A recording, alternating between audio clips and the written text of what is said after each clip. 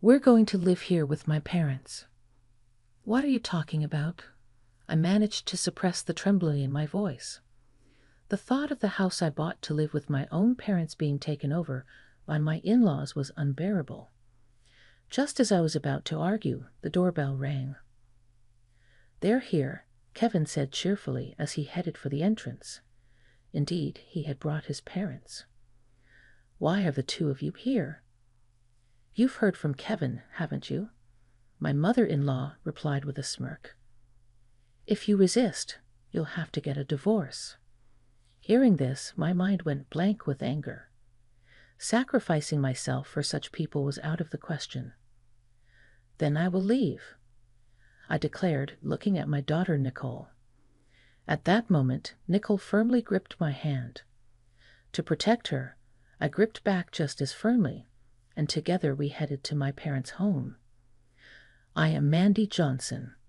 I am 32 years old and work from home. When the time came to think about my career path, my mother asked me, "Mandy, are you thinking about your future?" "Yes, I think finding a job right after high school is one option," I replied. I did not want to burden my parents and initially planned to work right after graduating high school. "Don't be silly. You have a dream, don't you? You should pursue that dream," she encouraged me.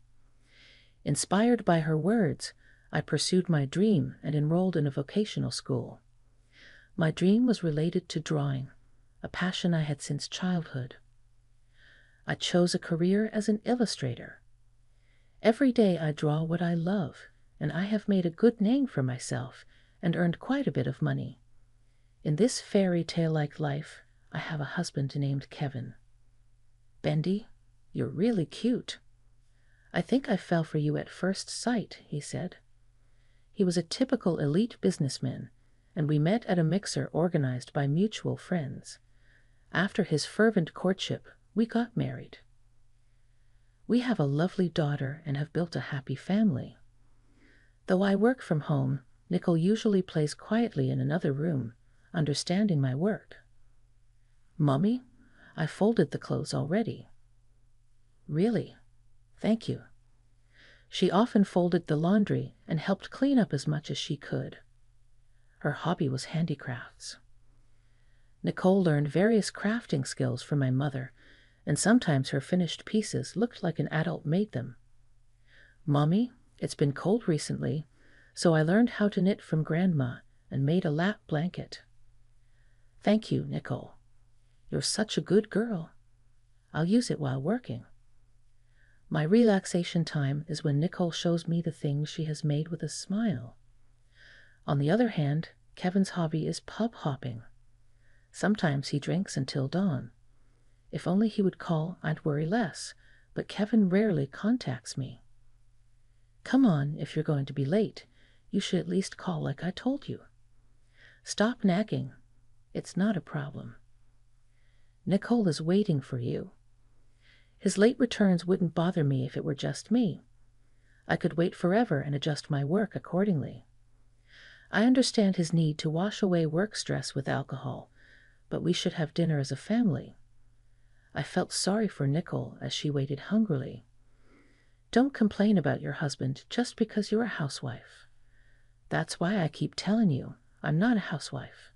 I'm an illustrator." Kevin does not understand my profession. In fact, I earn more than he does.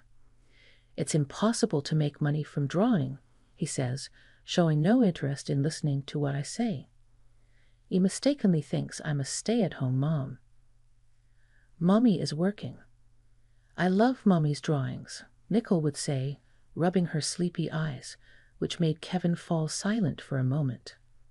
Kevin loves Nicole a lot. Honestly, if he loves us, I wish he would come home earlier.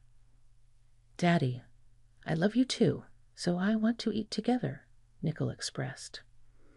"I'm sorry," Kevin apologized softly. Hearing that, I told him to make sure to contact us next time, and he agreed. Hopefully, this will lead to some improvements. While I was thinking, Nicole carried the dishes Kevin used to the kitchen. "Thank you, Nicole. Mommy will take care of the rest." You can go to sleep now. Okay, but thank you. You are a really kind and good girl. When I praised her, she smiled shyly. I patted her head and told her to go to sleep again. The day after, while I was engrossed in work, the doorbell rang repeatedly, interrupting my tasks. This again, I sighed heavily as I headed to the entrance. The continuous ringing of the doorbell was irritating.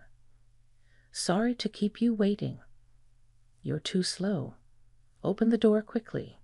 You're just a housewife. The voice came from my mother-in-law. When I opened the front door, she barged into the house and plopped down on the living room sofa, voicing her displeasure. Mother, what brings you here today? I'd heard from Kevin you complained to your husband even though you are his wife.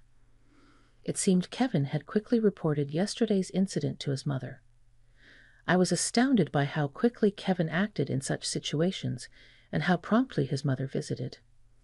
Needless to say, the relationship between my mother-in-law and me was strained. More precisely, she resented me for stealing her son. My mother-in-law, who also didn't understand my job, lectured me about depending on Kevin's income. Thus, neither my work nor my household chores were progressing. At this rate, I might not meet my deadline. I might have to pull an all-nighter, I thought, just as the doorbell rang again. Excuse me for a moment. I quickly excused myself and rushed to the entrance. Hello, Mrs. Johnson. Oh, Brian, is that you? There stood Brian, a longtime friend of Kevin who was always cheerful. The two have been friends since nursery school and up through college, and Brian often came over to hang out. Usually he lets us know in advance, but this time he came without notice, which surprised me. He handed me a bag. Sorry for the sudden visit, but this is from my sister for you. His sister is a big fan of my work and occasionally brings something for me like this. This time was no different. By the way, he is a police officer at the local station. Long time no see, Mrs. Johnson. Oh, Brian, it's been a while. You look well. At that moment, my mother-in-law, who happened to be there, made eye contact with him. While he greeted her with a smile, my mother-in-law forced a smile.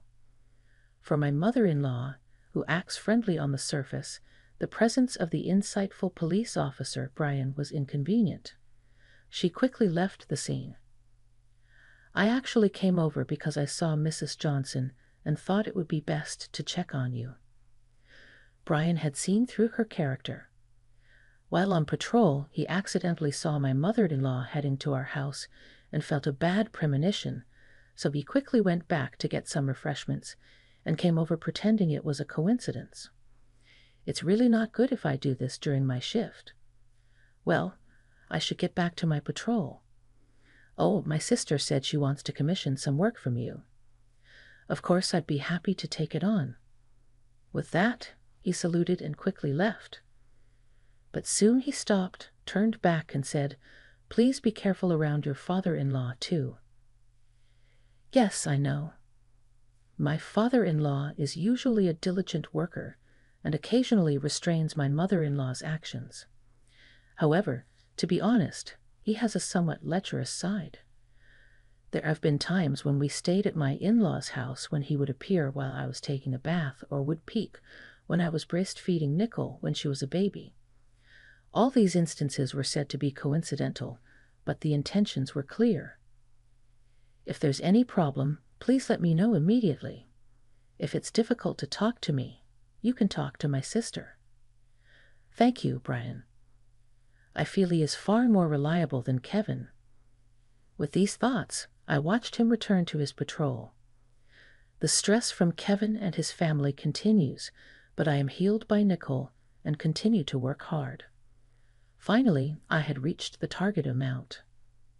Hey, Kevin, I want to proceed with that plan. Which one are you talking about? Oh, the house. Right. I have been considering buying a house to live in with my aging parents.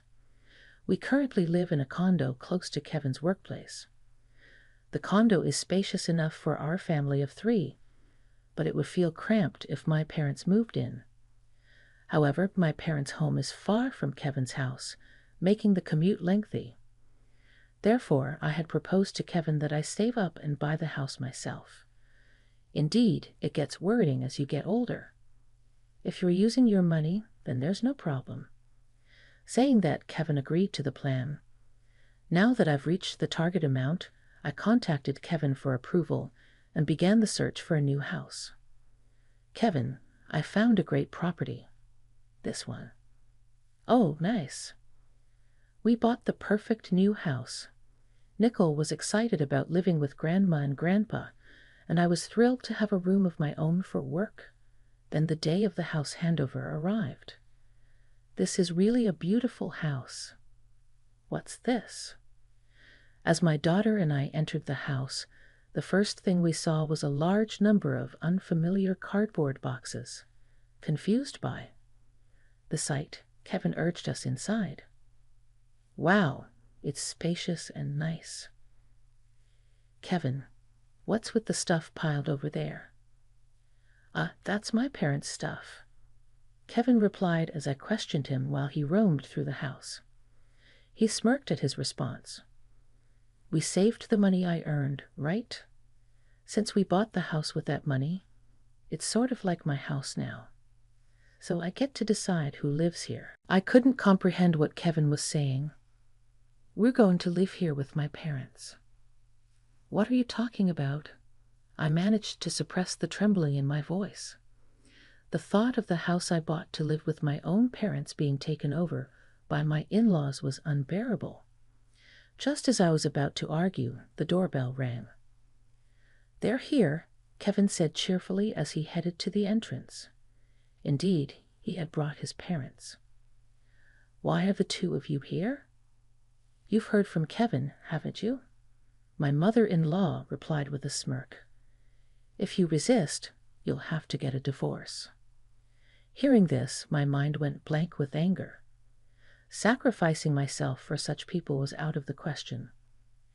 Then I will leave, I declared, looking at my daughter Nicole. At that moment, Nicole firmly gripped my hand. To protect her, I gripped back just as firmly. A week later, my parents were set to come to the house. Originally, my family and Kevin's family did not get along well. Neither my father nor my mother were the reserved type. They always spoke their minds clearly. There was some interaction at the beginning of the marriage, but Kevin's parents were overwhelmed by my family's strong opinions. The reason I hadn't talked about the problems with Kevin or his family before was simply because I wanted to maintain my relationship with Kevin. I wanted to avoid trouble as much as possible. However, the pressure from the 3 of them made that desire disappear. When I contacted my mother, she replied immediately. At that time, I told her everything about my past interactions with Kevin and his parents without hiding anything. The endless sarcasm from my mother-in-law before we had a child, Kevin's reaction thinking that he was supporting the household despite my income surpassing his, and the cohabitation plan that was pushed through without my consent. Initially, my mother listened quietly, but gradually her anger became apparent, and my father, who was next to her, also got angrier by the minute. They were more upset on my behalf than I had imagined. Eventually, my mother said through tears over the phone, "You've been struggling so much on your own." When I mentioned my plan, I had thought of it on the spot. My parents immediately offered to help. If our daughter has been subjected to this, we need to make them fully aware of their actions, my father said strongly, and we began to plan how to retaliate against the 3 of them. I was overwhelmed by their resolve, but their support was very reassuring. It was a problem I had been carrying alone, unable to share with anyone. They empathized with my feelings and were just as outraged as I was. Later, we calmed down and together started planning to move to a new home. On the evening of my parents' moving day, my father appeared cheerfully at the house and announced. When my husband asked in surprise, "Why are you here?" I boldly declared, "From today on, We'll be living here. Mandy, it's been a while. You bought a nice house, my father said as he pushed Kevin aside to stand in the entrance, causing Kevin to cower in a corner. It's really a lovely home. Mother-in-law said that Kevin bought it. My mother joined a bit later, launching a preemptive attack on the three of them, which she proudly reported to me. I couldn't help but laugh at the absurdity of the situation. With strong allies by my side, my anxiety and doubts gradually dissipated. As we entered the living room, the four were seated around the table. My parents were conversing happily, but Kevin and his parents were as silent as if at a funeral. It was unusual to see my usually vocal mother-in-law so quiet, and the change was refreshing to me. At the same time, I was impressed anew by my parents' presence and their strength. I heard that this move was suggested by Kevin.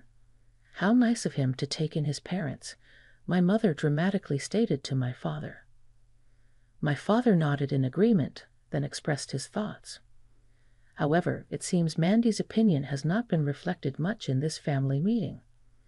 This house was bought by Mandy after she worked very hard to buy it. My father's sharp comment chilled the already tense room atmosphere, almost freezing to the touch. Facing my father's stern gaze, Kevin was clearly agitated and confused, turning to his parents for help. But Kevin has also been a support and help to Mandy, hasn't he? In this tense situation, my mother-in-law chose her words carefully, trying to soften the atmosphere. However, her words did not reach my mother. Not only did she not just let it slide, but she dug deeper in response. Are you suggesting Mandy has told a lie? From what I've heard, Mandy manages all the finances of this house and even paid the moving expenses for you. My mother's provocative comment echoed through the room. Kevin and his parents had no room for rebuttal and remained silent. Kevin, stop spreading unnecessary lies and making your parents anxious. I bought this house. That fact should be clearly explained, I stated firmly, asserting my position. Normally, Kevin would have responded heatedly, but this time he remained quiet. He continued mumbling something while bowing his head. Even as Kevin appeared confused, his parents were unable to offer any support. They seemed afraid that if they tried to intervene, they would be the ones criticized. Usually, the three of them cooperated in criticizing me, but this time they seemed to be taking a self-protective stance. Let's leave the detailed discussions for another day. Since we're all tired from the move, let's rest now, my father suggested to my mother, and the three of them exchanged relieved looks. The situation was so absurd, I might have burst out laughing if it wasn't inappropriate in this situation. Previously, the room that was supposed to be my office was declared as my in-laws, but my parents had completely taken it over as their own. They moved into the room with satisfied looks, smiled at me, and closed the door. The remaining three were just sitting quietly as before. It seemed they were expecting me to get angry, but I didn't. Apparently, my parents had significantly dampened their spirits. They must have been dealt with sternly before I returned. The three, who had no critical opinions to express towards me, just quietly watched until I returned to the room. My in-laws, who had planned to live in this house for a long time, had already started the process of letting go of their own home. Now there was no turning back or escape. Kevin probably never imagined living with my parents would become reality. Like me in the past, he was filled with anxiety about the future. Seeing the three of them, I finally felt relieved and fell asleep with a genuine sense of peace. From the next day onward, my parents began to retaliate against my in-laws. I could see that the once domineering in-laws were gradually losing their momentum. The arrogant behavior they had before was gone, and they no longer spoke words of criticism towards me. Mandy, can we talk for a moment? Is that okay? Kevin carefully started the conversation, given that my parents were in our house. Sensing that Kevin wanted to discuss something, I decided to listen to him. Although we had everyday interactions since the family started living together, this was the first time we were seriously sitting down to talk. Once we were alone in Kevin's room, he started speaking earnestly. "Mendy, I'm truly sorry. My mom, dad, and we all deeply regret our actions. Please, could you ask your parents to move back to their old home?" As expected, Kevin asked me to ask my parents to vacate this house. Despite seeing Kevin apologize, I could not accept his request. It seems Kevin still only considers his and his parents' interests, just like before. "So you're saying that only my parents should leave this house? Is that what you're trying to say?" I sharply questioned Kevin. It's their responsibility that they sold their house without consulting me. Not having a place to go is not my concern. Your parents live here too, yet you tell only my parents to leave this house. How can you say such a thing to my parents? I pressed him. Kevin showed a flash of anger, but soon controlled his emotions. It was clear that arguing here would only worsen their position. This is my house. If you can't agree with the decisions my parents and I have made, you are free to leave. I told him calmly and left the room. In the living room, my in-laws looked anxious, but I ignored them and went back to my room. Shortly after, I could hear my mother-in-law crying from the living room. She seemed disappointed because I had refused Kevin's request. However, I had never actually told my in-laws to leave this house. The fact that my parents were now in control of the house was unbearable for them. If they defied us, they would have to succumb to my parents' pressure and live uncomfortably. Eventually, my in-laws decided to leave the house on their own. Soon after, my divorce from Kevin was finalized. I then headed to my parents' home with my daughter, Nicole. One day, I received a call from Brian. "Mendy, I heard about your divorce and wanted to check if you're okay." It seemed he was concerned about me, and I explained the situation to him. After a moment of silence, he carefully asked, "So, you're single now?" "Yes, that's right." "Would you like to meet and talk in person?" Upon Brian's suggestion, I adjusted my schedule and agreed to meet him. When we met, Brian courageously opened up. "To be honest, I'd always liked you, Mendy. I was surprised when Kevin introduced you to me. I fell for you at first sight. At that time, you were already engaged, so I decided to keep these feelings to myself. At least I wanted to be by your side through work. Now that we were divorced, he saw an opportunity to reveal his feelings. I'm sorry this is too sudden." "Yes, I understand. It's confusing to receive such a sudden confession. Yes, I have Nicole to consider, and I can't give you an answer right away. Please give me some time." Of course. We left the conversation there for the time being.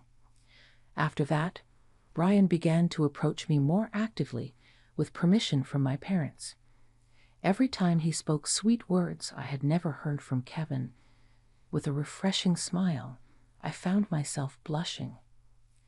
"Let me know if you need anything. Plus, I often patrol around here, so I have lots of useful information. I know about cheap hotels and spots." While my home was being renovated, he supported me in various ways. Most importantly, he knew and respected my work. Unlike my mother-in-law, he did not interfere when I was busy with work, and knowing that I was working, he quietly took care of Nicole and actively helped my parents, which made Nicole fond of him. After moving back to my parents' house, I felt happier than ever. "Mendy, I finally got to see you." At that moment, Kevin suddenly appeared. I wasn't used to his visits, as I usually stayed at home, and my parents had been sending him away. "I just can't do without you. Since you left, we've really been unlucky." He began to share his circumstances unasked. I was about to ignore him and walk away. "Don't ignore me."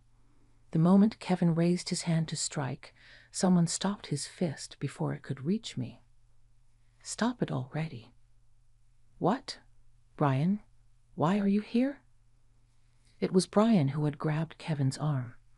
In fact, I had promised to meet with Brian today and had gone out when I happened to encounter Kevin. I can't believe you would raise your hand against a woman. Why are you here? Stay away from her from now on, Brian said as he pushed Kevin away. I was just mesmerized by his dependable presence. Thank you. No, I'm just glad you're safe.